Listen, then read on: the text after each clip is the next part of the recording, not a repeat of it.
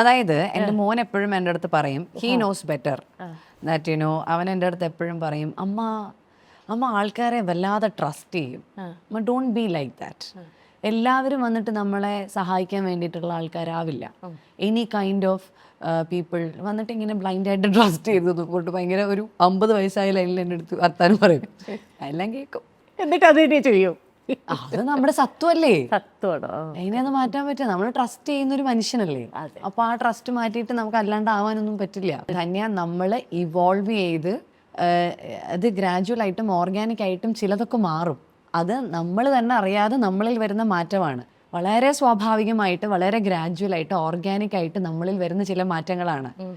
അത് ചില എക്സ്പീരിയൻസുകൾ കൊണ്ടൊക്കെ നമ്മൾ അതൊന്നും നമ്മളായിട്ട് മറ്റേ നാളെ മുതലുണ്ടല്ലോ നടക്കൂല, എത്ര ദിവസം ഒന്നുമില്ല.